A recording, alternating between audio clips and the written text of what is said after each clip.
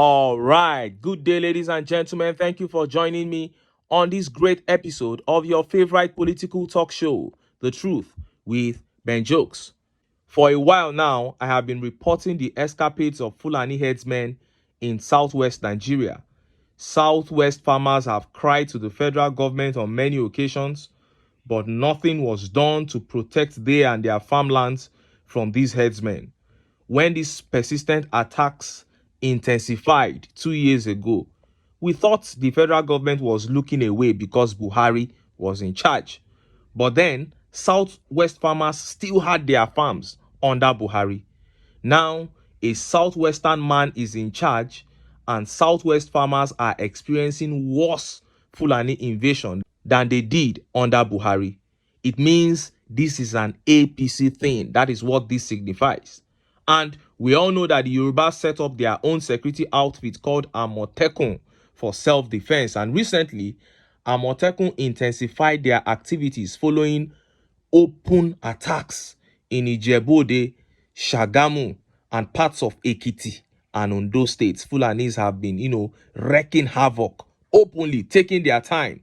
Seeing that Amotekun had started recording major success in pushing the Fulani headsmen back, recovering some of the lands that they had taken over, dwelling in those lands with their cattle.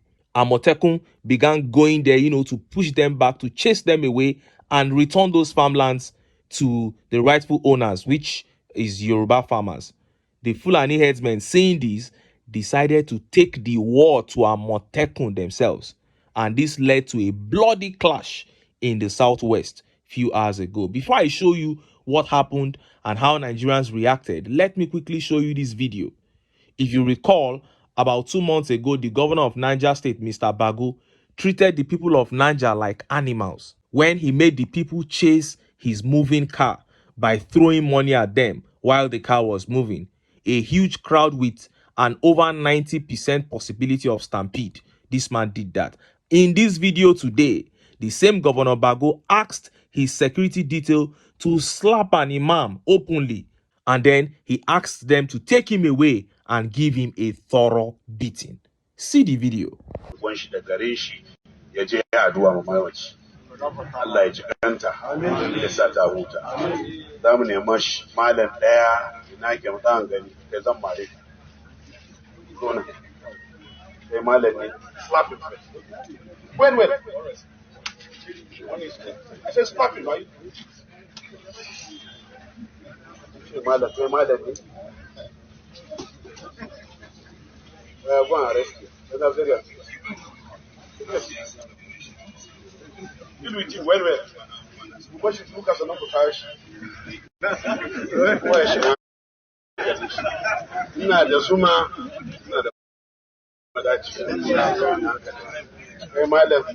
microphone.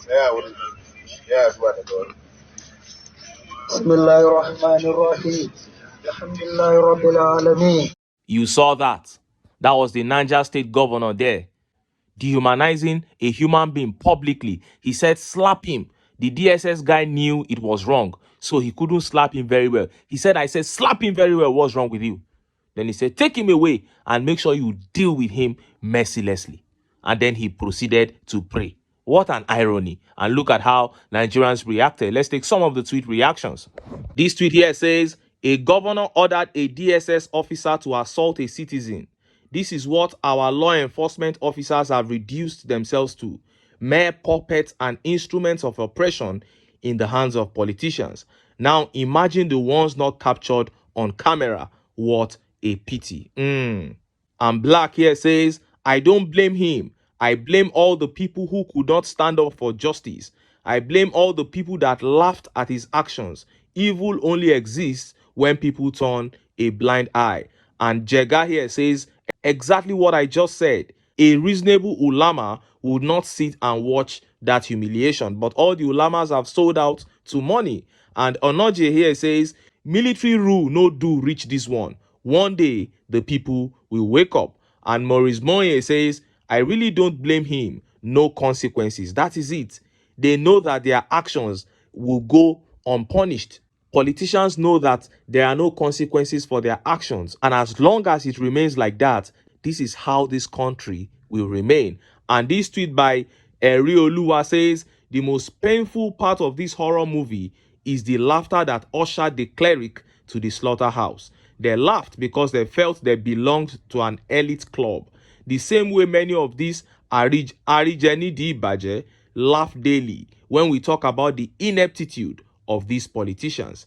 Imagine if these people had challenged the governor for daring to abuse his power rather than laughing. Exactly, that thought in your mind is the answer to our problems. Until we eradicate classism, it will be practically impossible to hold our politicians accountable. That is true. Arijeni D. Bajes laugh. He's talking about APC supporters, Tinubu supporters. That is the ones that benefit from the corruption of the government. When we talk about, changing Nigeria, they laugh at us. But just as I keep saying, they are in the minority. If those that are bearing the brunt of bad leadership can unite, come together, I am telling you, we can easily take our country back. Now, let us look at that clash between Amotekun of the Southwest and the Fulani headsmen. Look at how the papers reported it. Headsmen attack Amotekun corps in Ondo, injure many operatives. Some personnel of the Ondo State Security Network Agency, popularly known as Amotekun, have been reportedly attacked by a group of bandits suspected to be herdsmen. It was learned that the personnel sustained different degrees of injuries in the incident that happened on Friday in Akure, the state capital. The operatives were said to have arrested some cows, which allegedly destroyed farmlands in Osi and Igboba communities in North Local Government area of the state on Friday. It was learnt that the Amotekun officers were taking the arrested cows, numbering about 120, to the state headquarters of the Amotekun command in Akure when the herders accosted them on the Akure-Ado Expressway and attacked them. A source told Punch that as they were taking the arrested cows to Amotekun headquarters in Akure, on reaching the Sango area of Akure, the herders came out with dangerous weapons and attacked the officers to prevent them from taking the cows away. A viral video also showed some of the officers of the corps shooting sporadically into the air to disperse their attackers, while the injured ones were quickly taken into the Amotekun Hilux van. Meanwhile, the public relations officer of the Ondo Amotekun, Jimo Adenike, who confirmed the incident, said an investigation had commenced. And you know these Fulani guys. You know that they don't stop. Since they have started this attack, you will start hearing of clashes almost every day now with the Amotekun. The battle line has now been drawn. Give them 7 days. You will hear of a more bloody clash between Amotekun and Fulani headsmen. This is happening right in the heart of the Southwest, because going to their command, you should know that it is somewhere, is an open place, a central place. And they came out of the bush and attacked them right on the road, telling you that these guys have taken over everywhere. And what did they do? You brought your cows to come and destroy farmlands.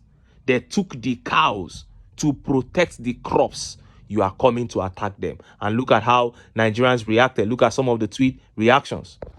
This tweet here by Omoya Teacher says, Fulani headsmen are definitely on a mission.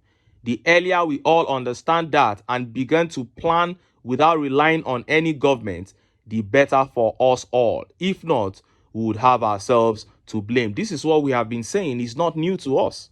We know their mission. Their mission is to take over people's ancestral lands. They are not hiding it now. Any region that allows them, they will take over. Look at what is happening in Benue and Plateau State. And this tweet here by Ola says, headsmen get AK-47. Amotekun get Shakabula. Meanwhile, if Amotekun injures and kills them, Amotekun will go to jail. But if na headsmen will go free. No case. That is what is happening in the Southwest. And it's so pathetic.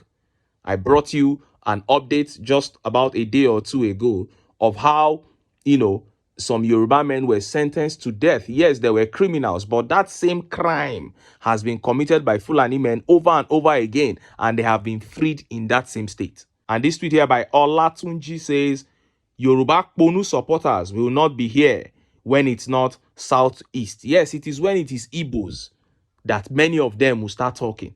But now, those guys that talk, that call themselves Yoruba Ronu, they will hide when they see updates like this. And this tweet by Howard says, Southwest should make Sunday Igboho the Controller General of Amotekun. I bet you Fulani will vacate all the forest in Southwest. You know, the APC government are clamping down on Sunday Igboho because they saw his escapades. They saw what he did to Fulanis within 2 months.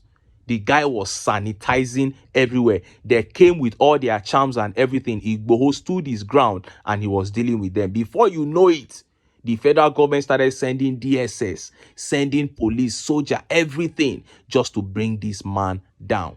And the Southwest refused to stand with him.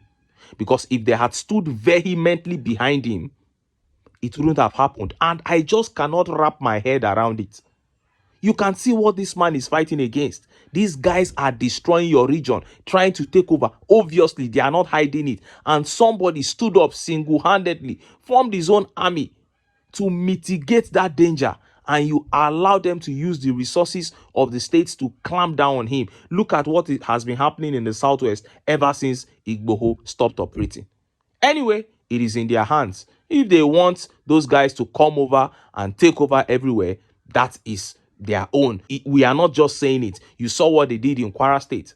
How they took over Kwara State. The Emir of Ilorin is a Fulani man. Go to Kwara State Civil Service. Almost all the top positions there are occupied by Fulanis. This is a state that solely belonged to the Yorubas not too long ago, about 40 to 50 years ago. Look at what it has become now. So saying that these guys are trying to take over your land, it's not a myth. There are clear examples, clear pointers to what they are trying to do. But if this is what the Yorubas want, if they are going to keep quiet and let it go on, that is their own business. Anyway, make I leave am here.